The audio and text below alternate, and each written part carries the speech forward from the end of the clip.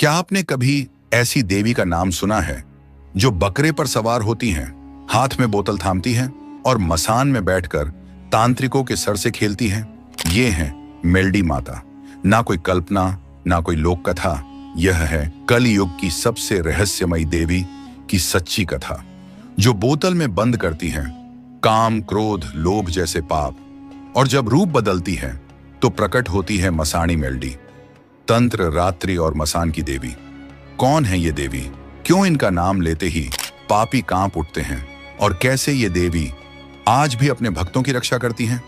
देखिए वह कथा जो कभी किसी ने पूरी नहीं सुनाई। मेलडी माता की कथा पहली बार, शुरू से अंत तक। परंतु मां मसाणी मेलडी के इस भयानक रूप को देखने से पहले हमें इससे बिल्कुल विपरीत उनके उस दिव्य स्वरूप को जानना होगा।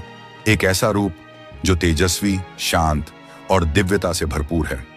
तो आइए चलते हैं इस रहस्यमयी आध्यात्मिक यात्रा पर। कहानी शुरू होती है सतयुग के अंतिम चरण में। उस समय एक दैत्य अमरुआ महान प्रतापी, मायावी और वरदानी था, जो तीनों लोकों में आतंक मचा रहा था। उसके अत्याचार से सृष्टि में हाहाकार मच गया था। कई वर्षों तक उसके आतंक के कारण देवता भी पराजित हो गए। अमरुआ को वरदान था कि कोई भी झात शक्ति उसे मार नहीं सकती। देवताओं ने चिंतित होकर महाशक्ति की स्तुति की।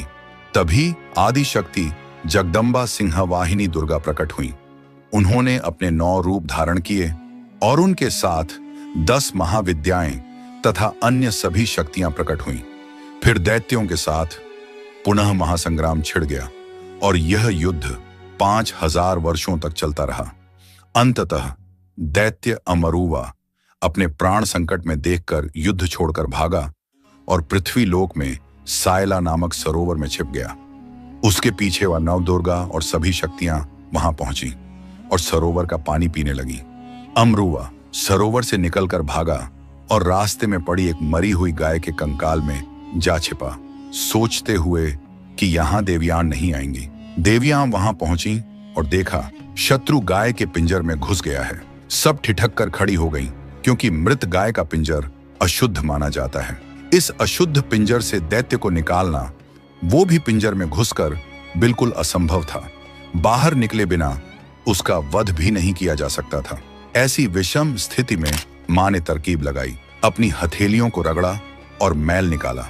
आदि शक्तियों ने उक्ति लगाई और इस मैल से एक मूर्ति बनाई। फिर मंत्रों द्वारा मां ने उसमें प्राण डाले। मूर्ति में प्राण स्थापित होते ही मेलडी माता प्रकट हुई, एक बाल कन्या के रूप में, जिनके बाएं हाथ में खंजर और दाएं हाथ में दिव्य बोतल थी। कन्या ने कहा, हे माताओं, बताइए आपने मेरा आह्वान क्यों किया? देवियों ने अपनी सारी व्यथा सुनाई। सारी बात समझकर कन्या ने देवियों की इच्छा अनुसार गाय के पिंजर में प्रवेश किया। यह देखकर अमरुआ चकित रह गया और डर कर बाहर भागा। जैसे ही वह बाहर आया, माता ने उसका वध कर दिया। इससे उन्होंने सिद्ध कर दिया कि उनका जन्म बंधन में बंधने के लिए नहीं, बल्कि बंधनों को तोड़कर कठिनाइयों से लड़ने के लिए हुआ है। सभी देवी देवताओं ने जय जयकार की और संपूर्ण सृष्टि अमरुआ के आतंक से मुक्त हुई। परंतु कन्या यदि स्वयं प्रकट होती तो काम निपटाकर लौट जाती, पर यहां तो उनकी रचना कर आह्वान किया गया था। इसलिए सभी देवियों ने उसकी महिमा की और परीक्षा लेने का निश्चय किया। सबसे प्रमुख थीं चामुंडा देवी। उन्होंने कहा, इस कन्या को काम रूप कामाख्या नगरी भेजो। कामाख्या उस समय तंत्र मंत्र, काली विद्या और मायावी शक्तियों का गढ़ था, जो आज के असम में स्थित है। अगर यह नामहीन कन्या वहां भी विजय पा लेती है तो सिद्ध हो जाएगा कि वह कलयुग में सबसे प्रभावशाली शक्ति है। उस समय कामाख्या नगरी पर नूरिया मसान का प्रभाव था, जो बहुत ही भयानक था। वह कामाख्या का मुख्य पहरेदार था। कन्या ने उसे भी परास्त कर दिया। कामाख्या नगरी में प्रवेश के साथ देखा तंत्र मंत्र, जादू टोना, काली विद्या, माया के ढेर। इन सबको समझने में ही अमूल्य समय जाया हो जाता। उन्होंने सबको घोल बनाकर बोतल में बंद कर लिया और भूत प्रेत, मसान तथा सभी दुष्ट तांत्रिकों को बकरा बनाकर उस पर सवार हो हाथ में बोतल लेकर बाहर आ गईं। सभी देवताओं ने पुष्प वर्षा कर उसका स्वागत किया। तभी से बकरा उनका देव वाहन बन गया और उनका नाम पड़ा मेलडी, मेली विद्या पर विजय पाने वाली देवी। मां चामुंडा ने कहा, जिस विद्या का उपयोग दूसरों को दुख देने के लिए होता है, तुमने उसी मेली विद्या पर विजय पाई, इसीलिए तुम्हारा नाम मेलडी हुआ। अब हम बढ़ते हैं सौराष्ट्र की ओर, वीरमगढ़ राज्य में। वहां के राजा भीम सिंह को एक बड़ी चिंता थी। उन्हें संतान नहीं थी। राजा रानी ने अनेक यज्ञ किए, कई मन्नतें मांगी, लेकिन कोई फल नहीं मिला। एक दिन रानी स्नान करने के लिए गिरनार पर्वत के पास के जंगल में गईं। वहां उन्हें एक अद्भुत दृश्य दिखा। बकरे पर सवार एक कन्या, हाथ में त्रिशूल, खंजर और आंखों में तेज। तभी मेलडी माता प्रकट हुई। माता ने कहा, मैं तुम्हें पुत्र दूंगी, लेकिन याद रखना वह मेरा सेवक होगा। फिर उनके घर जन्म हुआ वीरमदेव का। जब वह बड़ा हुआ, माता ने उसे एक विशेष बोतल दी और कहा, इसे संकट के समय खोलना, लोभ में कभी नहीं। कुछ समय बाद पड़ोसी राज्य के धीरपाल राजा ने हमला किया। वीरमदेव के पास केवल 300 सैनिक बचे थे। तब उसने माता की दी हुई बोतल खोली। माता 108 दिव्य वीरों के साथ प्रकट हुई। युद्ध का परिणाम बदल गया। वीरमदेव की विजय हुई। उसके बाद वीरमदेव ने अपना जीवन माता की भक्ति में समर्पित कर दिया। आज भी वीरमनाथ धाम इस चमत्कार का साक्षी है। अब बात करते हैं स्वर्णपुर के राजा हेमराज की। हेमराज को अपने वैभव और शक्ति पर अत्यधिक घमंड था। उसने कहा, मेरे राज्य में किसी देवी की आवश्यकता नहीं। उसने माता के मंदिर को गिराने का आदेश भी दे दिया। लेकिन उसी रात जब हेमराज अपने महल में था, उसे एक भयानक स्वप्न आया। मेलडी माता प्रकट हुई और बोली, अगर सुबह तक क्षमा नहीं मांगी तो तेरा राज्य नष्ट हो जाएगा। हेमराज डरकर जाग उठा, परंतु घमंड में उसने इसे केवल एक सपना समझा। सुबह होते ही उसके राज्य में आपदाओं का कहर टूट पड़ा। दुकाल पड़ गया, अन्न भंडार खाली हो गए, राज्य के कुएं सूख गए, महल की दीवारों में दरारें पड़ गईं। तब राजा भागते हुए माता के मंदिर पहुंचा। वहां घंटों प्रार्थना करने के बाद माता प्रकट हुई। राजा उनके चरणों में गिर पड़ा और क्षमा मांगी। माता ने उसे क्षमा कर दिया और तभी से हेमराज माता का भक्त बन गया। तब से लेकर आज तक स्वर्णपुर में माता का उत्सव बड़े धूमधाम से मनाया जाता है। अब चलते हैं पाकिस्तान से सिमटकर बसे गुजरात के कच्छ के निरोली गांव में। यहाँ के एक तांत्रिक कृष्णदास अपनी सिद्धियों पर बहुत घमंड करता था। कहते हैं उसने यह ठान लिया था कि वह मेलडी माता को बाधित कर अपनी शक्ति सिद्ध करेगा। उसने घोर तंत्र साधना शुरू की, लेकिन जैसे ही उसने माता को बाधित करने का प्रयास किया, एक तेज दिव्य प्रकाश उत्पन्न हुआ। अचानक ही कृष्णदास की सारी सिद्धियां नष्ट हो गईं और देखते ही देखते वह स्वयं एक बकरा बन गया। यह कहानी हमें सिखाती है कि शक्ति का घमंड नहीं पालना चाहिए। शक्ति का दुरुपयोग हमेशा आत्मविनाश का कारण बनता है। ऐसी ही राजस्थान के बालोतरा क्षेत्र में भी एक कहानी हुई, जहां राजा हरिहर और सेनापति धवल सिंह युद्ध के शत्रुओं से घिर गए थे। जब शत्रुओं ने चारों तरफ से राज्य को घेर लिया, तब माता एक शक्ति रूप में प्रकट हुई और शत्रु भयभीत होकर भाग गए। अब हम चलते हैं मेलडी माता के भयावह और डरावने स्वरूप की ओर, जिसकी बात हमने वीडियो के शुरुआत में की थी, जो तांत्रिक और मैली विद्या से जुड़ा हुआ है, जिसे मसाणी मेलडी माता कहा जाता है। मसाणी का अर्थ है श्मशान में रहने वाली शक्ति। कई बार यह रूप किसी काम के बदले में बलि मांगता है, जिसका वर्णन गुजरात की कई लोक कथाओं में मिलता है। वैसे तो माता के पूरे भारत में अनेक मंदिर हैं, लेकिन कामाख्या पर विजय के बाद उनका मुख्य स्थान बना कामरूप देश का माखणिया डूंगर। इसे लोग कामाख्या नगरी या कामरूप देश के नाम से भी जानते हैं। अब हम बात करते हैं भारत के सबसे महान राजा की, उज्जैन के अमर राजा राजा विक्रमादित्य की। एक ऐसे राजा जिन्होंने सिर्फ राज्य ही नहीं, बल्कि धर्म, न्याय और वीरता से भारत की परंपराओं को अमर बनाया। एक समय पर उनका विशाल साम्राज्य सिर्फ भारत ही नहीं, पश्चिम में आज का सऊदी अरब, पूर्व में इंडोनेशिया, उत्तर में मंगोलिया और दक्षिण में श्रीलंका तक फैला था। लेकिन यह कहानी उस समय की है जब राजा विक्रमादित्य सिर्फ उज्जैन के राजा थे। यह कथा है राजा विक्रमादित्य और मां मेलडी के रहस्यमयी, भयावह और अलौकिक अनुभव की। एक अनसुनी कहानी जो शायद ही किसी ने कभी सुनी हो। तो चलिए बिना समय गवाए कहानी शुरू करते हैं। उज्जैन के राजा वीर विक्रम 18 भाषाओं के जानकार थे, स्वभाव के बहुत सरल और विवेकी। एक दिन राजा ने सोचा मुझे योग सिद्ध मंत्र सीखना चाहिए। इसलिए एक रात सारा राज्य छोड़कर वे अकेले कामरूप देश की यात्रा पर निकल पड़े। वहां के गहरे जंगलों में एक तपस्वी बाबा वालीनाथ साधना में लीन थे। राजा विक्रमादित्य वहां पहुंचे और जोर से बोले, अलख निरंजन। राजा की आवाज सुनते ही बाबा वालीनाथ ने अपनी आंखें खोली और पूछा, कौन हो तुम, यहां क्यों आए हो? राजा बोले, बाबा मैं उज्जैन का राजा विक्रमादित्य हूं, मैं योग सिद्धि मंत्र सीखने आया हूं। यह सुनकर बाबा ने मंत्र सीखने का कारण पूछा। राजा बोले, मैं यह मंत्र अपनी प्रजा के कल्याण के लिए सीखना चाहता हूं। बाबा यह सुनकर सिखाने को तैयार हुए, परंतु उन्होंने एक शर्त रखी। शर्त यह थी कि 14 की रात राजा को पुतली वाव से एक लोटा पानी भरकर लाना होगा। अगर वे ऐसा कर पाए तभी उन्हें मंत्र की दीक्षा मिलेगी। कुछ दिन बाद काली 14 की रात आई। राजा पुतली वाव पर पहुंचे और एक लोटा लेकर सीढ़ियों से नीचे उतरने लगे। लगभग 50 सीढ़ियां उतरते ही वहां सो रहे सारे भूत जाग उठे। चारों तरफ से डरावनी आवाजें आने लगी, राजा तुझे खा जाएंगे, तुझे खा जाएंगे। इसके पहले भी कई राजा पानी भरने आए थे, लेकिन कोई भी जिंदा लौटकर नहीं गया। वाव के भीतर रहते थे करीब 1200 भूतों के पुतले जो हर आने वाले राजा को अपने जैसा बनाना चाहते थे। राजा ने ऊपर आने की कोशिश की पर हिल भी नहीं पाए।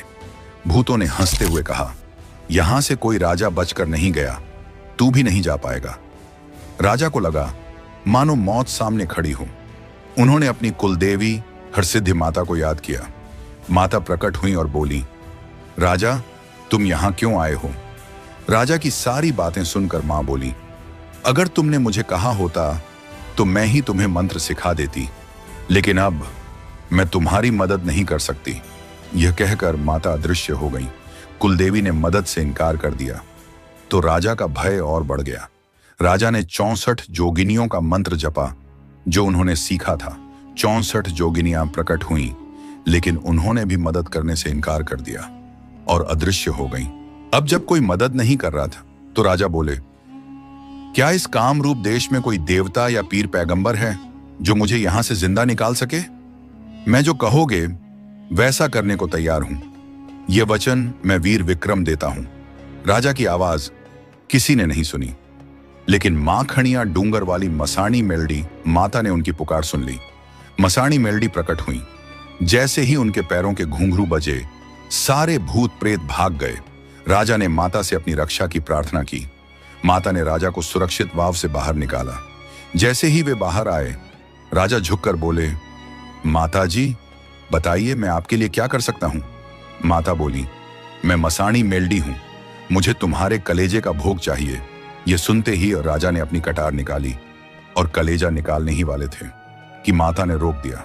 वे बोली, नहीं विक्रम, आज नहीं, पूरे 1 साल बाद गढ़ रुखिया श्मशान में आना, तब मैं तुम्हारा कलेजा लूंगी। राजा ने कहा, भले मां, जैसे आपकी इच्छा। और वे अपने राज्य लौट आए। समय बीता। 1 साल बाद काली 14 की रात आई। राजा विक्रमादित्य कटार लेकर उज्जैन के भव्वारी बाजार की ओर निकले। धीरे धीरे वे उज्जैन के पूर्वी द्वार पर पहुंचे। वहां 4 जोगिनियां खप्पर लिए आ रही थीं, जिनको देखकर राजा बोले, हे जोग माया, आप कौन हैं और कहां जा रही हैं? जोगिनियां बोली, विक्रम, हम तेरी उज्जैन नगरी में जा रही हैं। भवरी बाजार के 7वें मंजिल के जरुखे पर सियावन सैयण नाम की औरत मेरे मंत्र जाप कर रही है। हम ये खप्पर वहां डाल देंगी, फिर अगले 6 महीने तक तेरी उज्जैन नगरी में लाशें ही लाशें बिछी रहेंगी। तेरा उज्जैन जिंदा जागता श्मशान बन जाएगा। यह सुनकर राजा विक्रमादित्य बहुत दुखी हुए। उन्होंने मन ही मन मां मेलडी को पुकारा और कहा, हे खप्पर जोगिनियों, अगर तुमने यहां से एक कदम भी आगे बढ़ाया तो तुम्हें मां मेलेडी की कसम है। तुरंत ही चारों जोगिनियां वहीं पर पत्थर बन गईं। इसके बाद राजा गढ़ रुखिया श्मशान पहुंचे।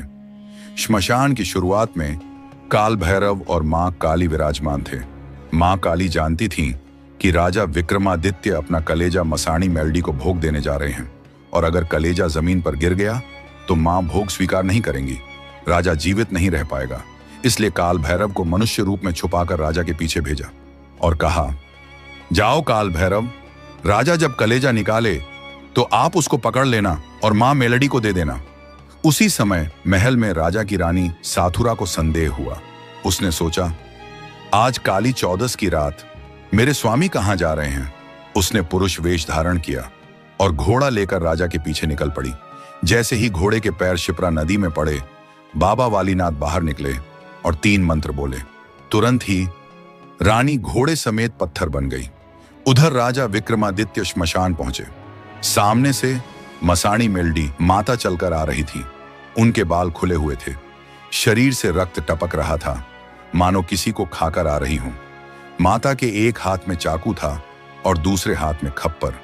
माता ने हंसते हुए कहा, हे राजा विक्रम, लाओ मेरा भोग।